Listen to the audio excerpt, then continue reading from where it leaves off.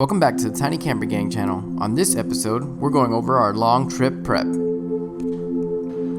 Alright, so preparing for a long trip in the RV. This one is going to be cross country, so there's a couple things that I do go over. First thing is, you see some stuff here. For my vehicle, fuel filters. It says to do it every 20,000 miles.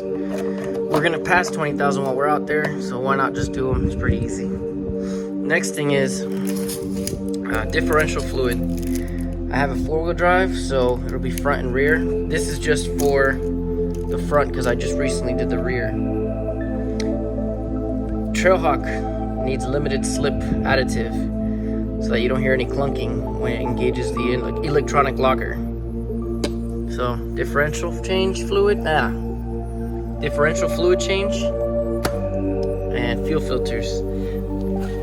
What you haven't seen is I just changed the oil already on here, but that would be on the list too. Change your oil, make sure your windshield wipers are good, your windshield wiper fluid is good, coolant is good. So we'll go over here real quick.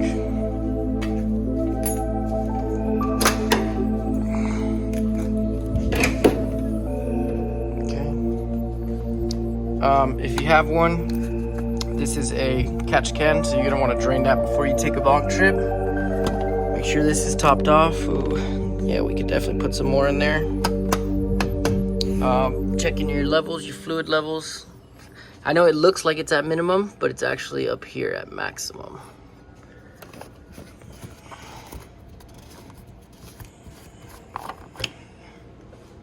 Dang, it's pretty. It's right up there.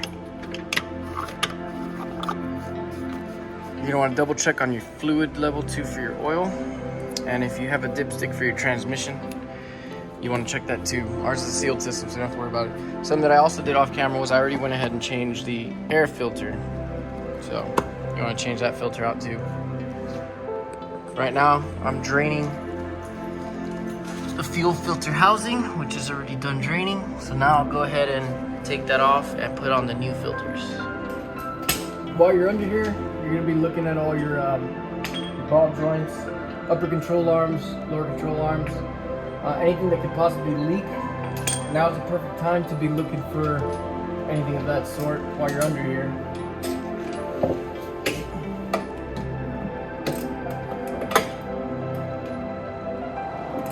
This is just removing the housing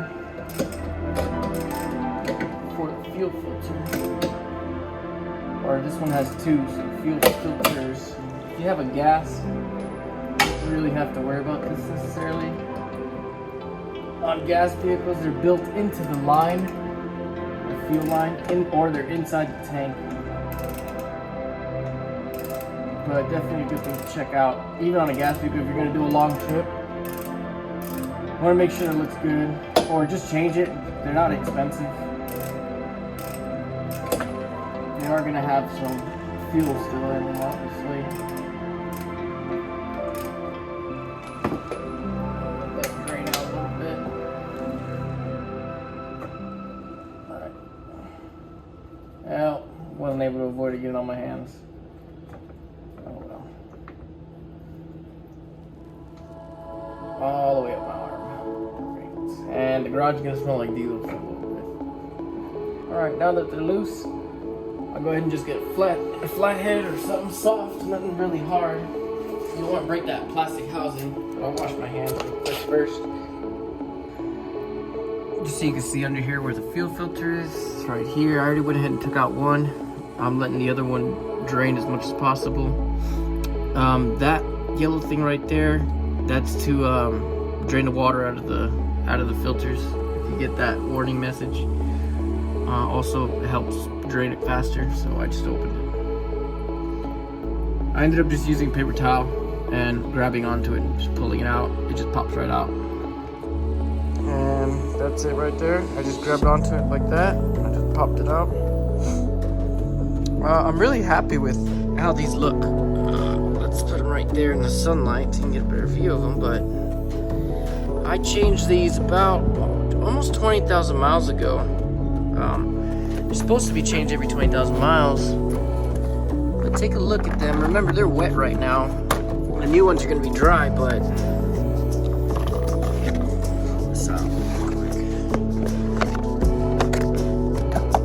take a look at that. That's a new one, and this is a wet one after 20,000 miles. That's not that bad. It's pretty good. I'm sure if you wet these, if you wet it would be darker. See, in there, really clean in there. Let's see these. I can't see anything in there, so maybe they were ready to be changed. But I've seen darker. No deformation or anything. Looking good.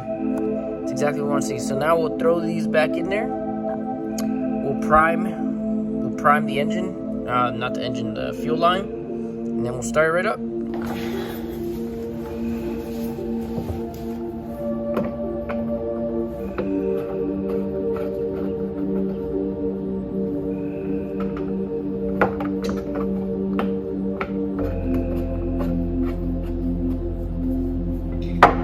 Don't forget to close this plug right here. That yellow one. These are plastic parts, so you don't want to do it too tight. But you don't want it to come loose when you're driving down the road.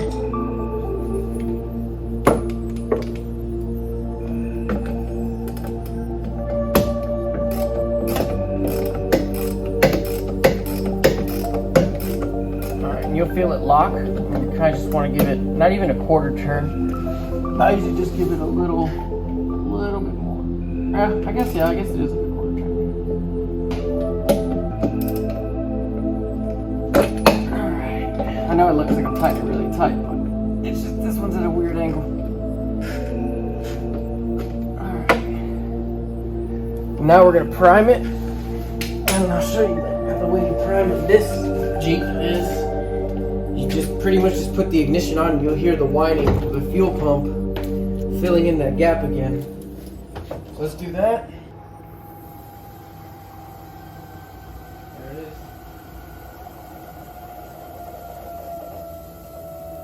That's the whine.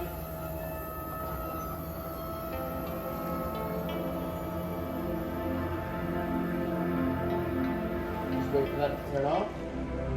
Alright, should be primed now. It might take a couple cranks, but it'll come back on.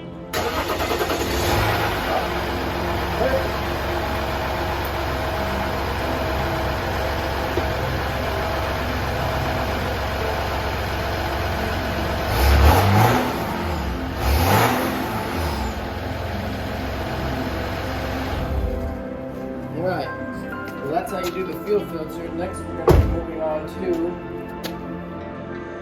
Alright, when you're talking about rotating the tires, keep it on the same side. You're going to bring this tire over there to the rear, and that rear one is going to go to the front. Always use jack stands. Don't just depend on these garage lifts or whatever. This one's a 3-ton, so they're cheap. Get them at AutoZone. I got them many years ago.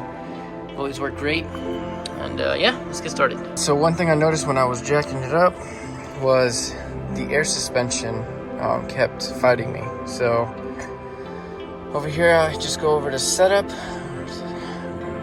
settings. It should be under air suspension. Right here. Then I need to put tire jack mode. All right, now air suspension will be temporarily disabled. And that'll let me get the car up, and then the jack stands underneath it. All right, now that we got it jacked up, just take these off real quick. And these always useful to have.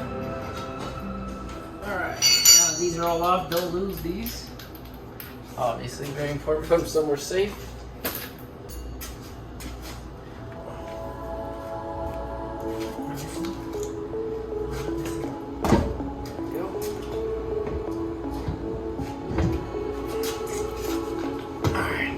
Make sure you don't mix them up at the end. And then as you're rolling, just take a good look at it. See where you're at, your tread depth. Anything look out of place, out of normal.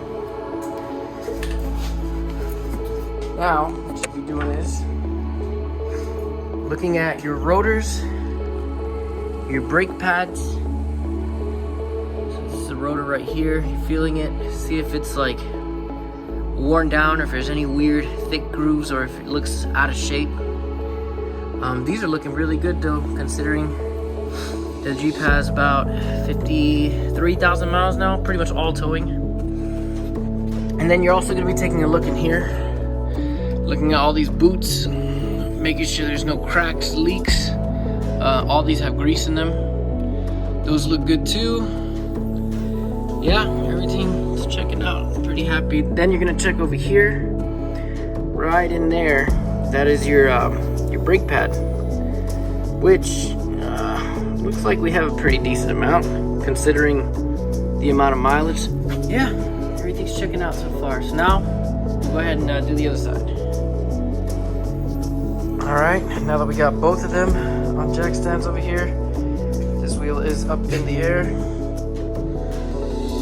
So we'll go ahead and just get that one off. Oh, and in the meantime, you also want to look at the back side of your tire. Look for these, make sure they're all there, or if they look like some have fallen off. Yeah, make sure nothing's cracked.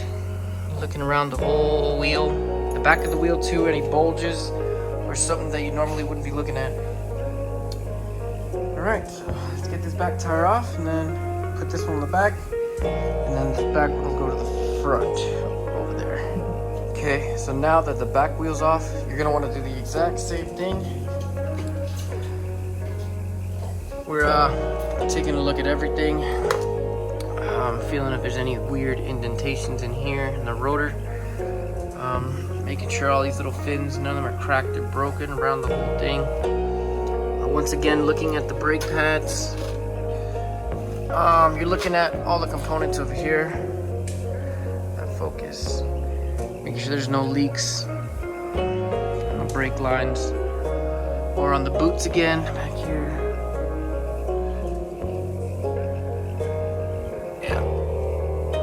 Everything seems to look pretty good.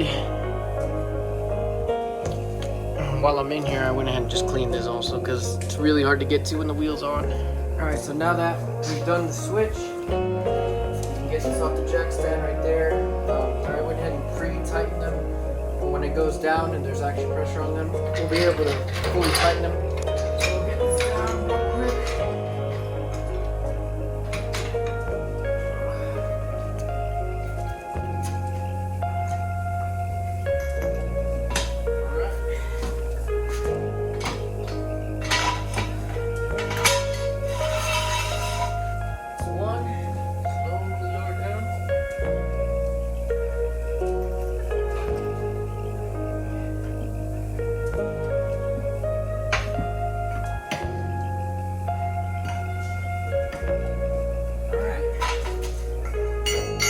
Same thing to the back. And we're halfway done with rotating the tires and double checking it.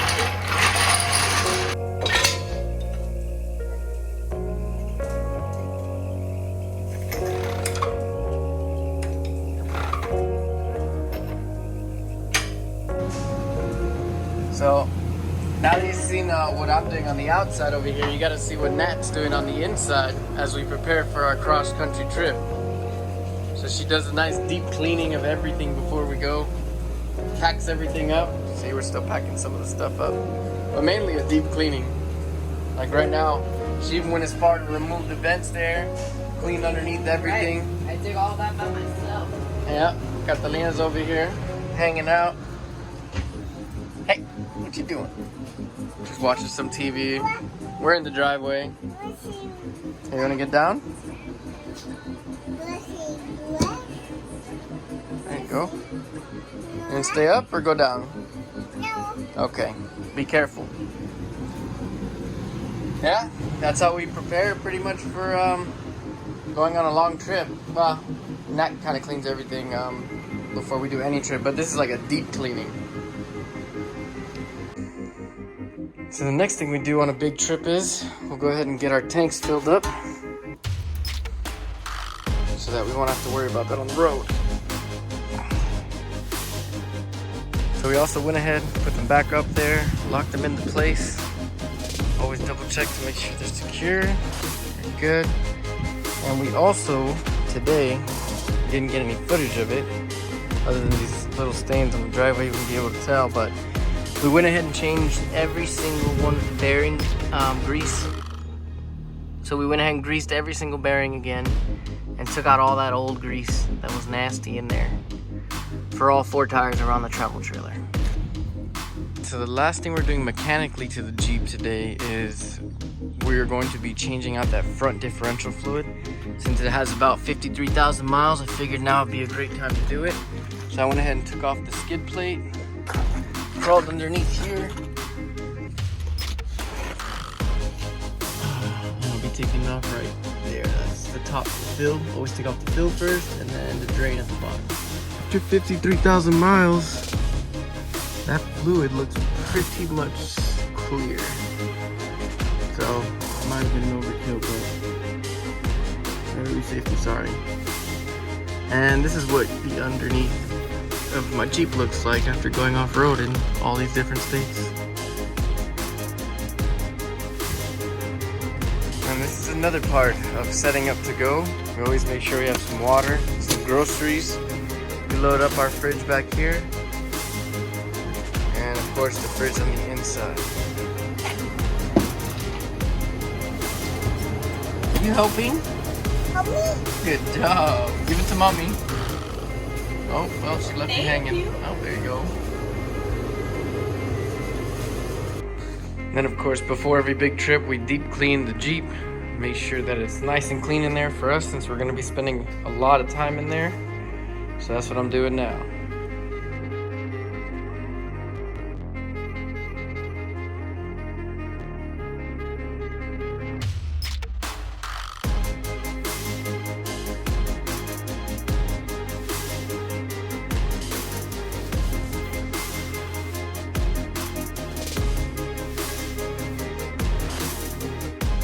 Thanks for watching.